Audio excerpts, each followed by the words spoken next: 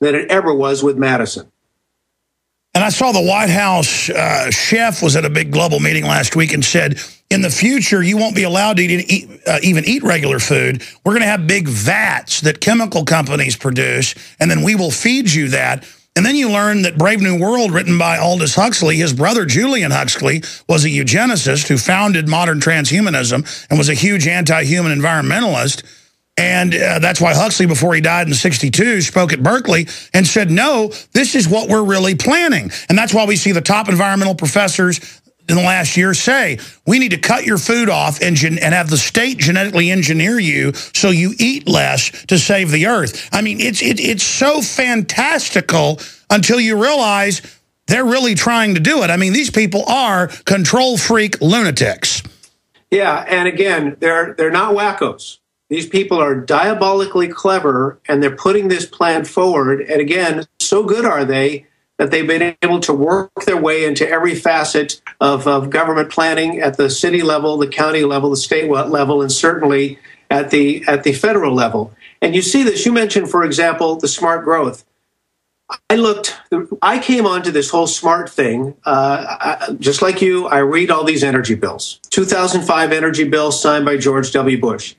I saw something in there called direct response technology. And I'm thinking, well, I've never heard of that before. I thought I knew a lot. I don't know what that is. So I did my research. Direct response technology is the smart meter, which is being attached to millions of houses nationwide. The smart meter, of course, monitors your usage of electricity minute by minute so that the utility company can charge you now more during peak periods of usage, as they like to say. The smart meter will be connected to the home area network, which is under development here in the San Francisco Bay Area by a number of companies, including Google. And all of the new appliances spy on you and tie into it, and it's all unified as a global system. They admitted it was to be used to control the temperature. When we got mad, they said it was a conspiracy theory. Now they've taken the old airport in Austin and are creating a whole community that's like a prison where you drive in, and I'm sorry, go ahead. It's just, they're totally remaking society and creating artificial environments where we're dependent on them and live in panopticon surveillance systems. It's like a science fiction nightmare. And you're right. The home area network will be connected to your Energy Star appliance. Now, folks, what Alex just said is absolutely true. The Energy Star appliances all have the ability to be remotely controlled, turned off and off by a third party. They're all set up that way. So the idea is once the smart grid is in effect, which has, of course, been funded by the stimulus, once that's in effect, it will have broadband capability to talk to your house once this is all set up. And you'll literally be able to have some bureaucrat somewhere on, say, a 100-degree day in Austin when there's supposedly a power shortage. This bureaucrat's going to say, well, look at Alex's house. My gosh, he's got a 60-inch big screen watching the ball game. And what is this? He's doing a load of laundry in the middle of the afternoon. It's 100 degrees outside. Okay, 60-inch big screen, turn it off. And they've said that while they're shutting down our power plants to make sure there's a shortage, and then they admit this is their plan, and then we come and say, don't do this. Take the CIA director 2 months ago. He admitted all the new appliances have bugs spying on you. The cell phones, the washing machines, the now drones, everything remote control, tracking you, listening to you, watching you. It makes 1984 look like freedom. And again, this is all designed to control us. So, here in California, we're going balls to the wall on this. Everything that I just described to you in terms of the take over the farms, take over the ranches, turning it all back to nature, herding us into urban hubs, making us dependent on mass transit, having us monitor our carbon footprint like an idiot would monitor his belly button. All of this has been legislated in California. This is all legislated. We're moving forward, and they've done it in such a way, Alex, that it's almost virtually impossible to stop at this point in time because they want California to be the green utopia, the model for the rest of the world. That's right. It's the command base to bring down the U.S. economy, and then as it implodes, they take our tax money, and then the only way you can operate is under them. You can't hardly buy appliances now that don't have all the spy tech in them. Then, of course, your wife wants the newest thing. All of it, and it's not the technology's bad. It's that criminal backdoors are mandated globally. I mean, it's so huge, and it's so evil. And as you said, how do we stop it? I mean, I'm going to send a camera crew down there next week here in Austin. They've taken over the middle of the city. They're not selling it off to developers or anybody. It's a giant concentration camp where you opt in to live under total surveillance, and then they give you a Chevy Volt paid for, and you're the new model. I mean, it's like a Mars invasion or something. Yeah, and again, at the end of the day, they're taking away our choices because they want us to be dependent on them. I mean, another crock is the rooftop solar, which are being employed all over the United States through subsidies that people are able to easily get to make it more affordable to put one of these arrays on your home. The biggest misnomer is that you're suddenly independent of the grid. No, you're not. Those solar arrays feed into the grid. If there's a power outage, your power goes off just like everyone else. Let's be clear. They will not give you the incentive to build it yourself. And many city inspectors will not approve your own system that you must be hooked into the Borg.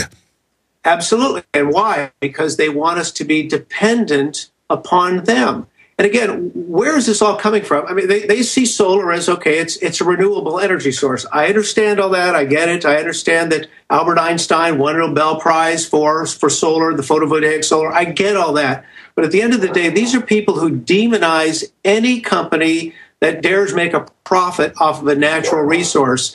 And so that's why they hate, for example, coal companies, natural gas companies, oil companies, etc.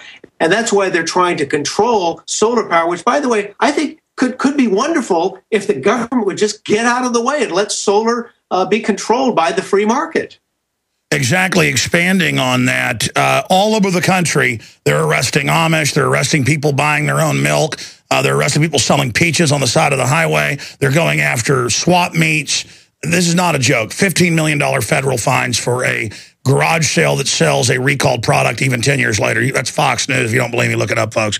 We can put it on screen for people watching at prisonplanet.tv, but radio listeners, look it up. This is all so off the charts. I know normal people go, this can't be true. But it is true. Tyranny is always over the top. I mean, that's the whole point. But what about Oregon? 30 days in jail for collecting your own rainwater for a garden. They're now announcing, I guess, horticulture is illegal. All over the country, they're showing up saying, I don't care if you have a 100-year-old hand-dug well at your farm. We are going to put a meter on that. I mean, this is bondage. Yeah, and Alex, I mean, concerning the ranchers and the farmers, one of the things I put in the back of Eco-Tyranny was the document that I know you've seen.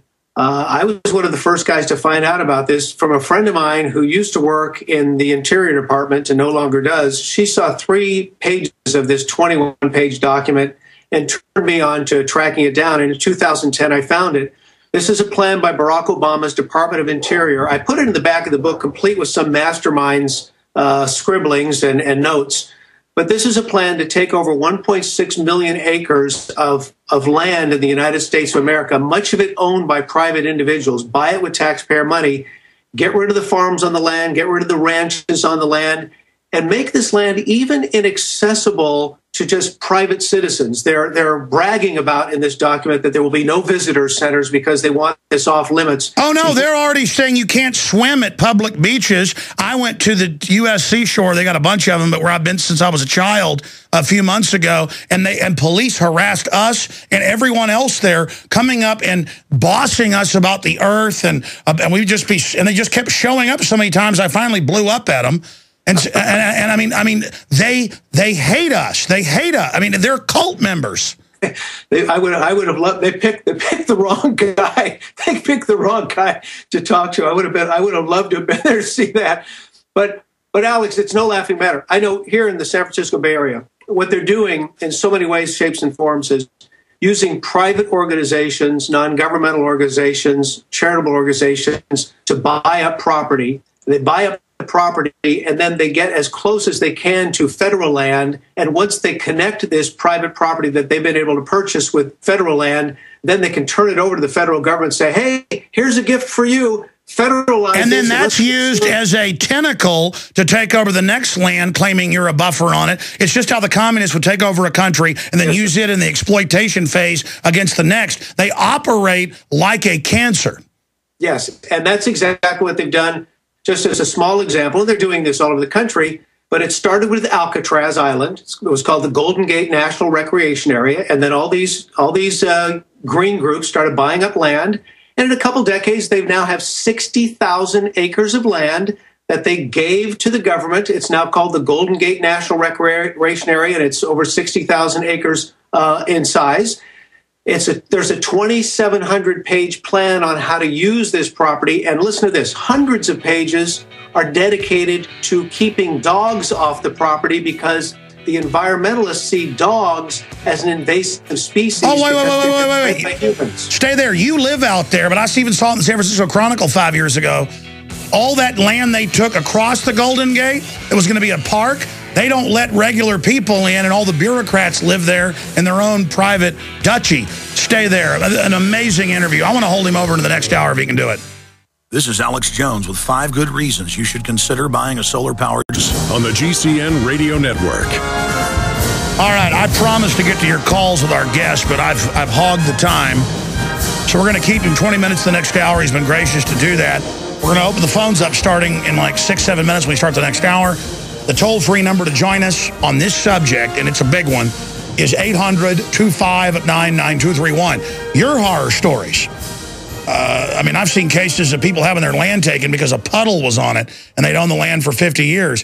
I mean, these are vicious authoritarians who just need some excuse as a cover. And we're in trouble. We may not be able to stop it because this is organized crime. Here in Austin, and I've done whole shows on it over the last 17 years, smart growth. They would take people's 5,000-acre ranches, people that had land forever, out in Southwest Travis. They'd say, it's going to be an environmental preserve. They take it. 4 or 5 years later, they take the restrictions off, and the city council people are suddenly basically by special banks given the land. And I mean, it is so criminal. And then they build shopping malls on it, you name it. These are diabolical people, okay? They are diabolical. And then they just use these mainline communists as the ones that clamor for it. But in the final equation, it's really just super sophisticated Al Capones. Eco-Tyranny, Brian Sussman, everybody should read this book. It's available at InfoWarsShop.com. Or you can call 888-253-3139 to get it. Also get Rosa Corey's book, Agenda 21, Behind the Green Mask. Get it out to everybody you know. And so many city people aren't criminals, but the hype they get behind it with these nonprofit groups that come in and get behind the politicians if they'll accept it. Brian, I want to talk about that before we go to break and take calls. We got about 5 minutes here. From your research as a meteorologist, weather guy fighting these guys out in California, how do we stop? It's just serfdom. It's feudalism. They're the environmental gods. They have rights to property. We don't. They make the decision. How do we defeat an organized crime syndicate that operates as a religion? It is like a religion, Alex. There's no question. And by the way, the religious element to this started in the United Nations, and Al Gore and Mikhail Gorbachev were used by the by the United Nations in the 80s. I should say in the early 90s. Yeah, the Presidio. You're right there at their main cult base. It's amazing. I mean, Nancy Pelosi brokered a deal for Mikhail Gorbachev. He was a communist. He is a communist, to get some of the most pristine, prestigious, most expensive, beautiful real estate in the United States for his quote-unquote Green Cross. Where they started the UN. They started the UN there. Yes, and so the whole idea was Mikhail Gorbachev claims to be this big environmentalist. No, he's just like they've been doing since Karl Marx and Frederick Engels in 1883. They're using environmental crises, mostly imagined, in order to put forward their agenda because they feel that that's the best way to get people to bend to their wishes. Scare them with pollution. How do we beat these? How do we beat just flaming criminals? It's so tough, Alex, because they've been so diabolical in the way they've instilled this. Here in the San Francisco Bay Area, they're giving us a chance to voice our concern regarding Agenda 21 being launched in the San Francisco Bay Area.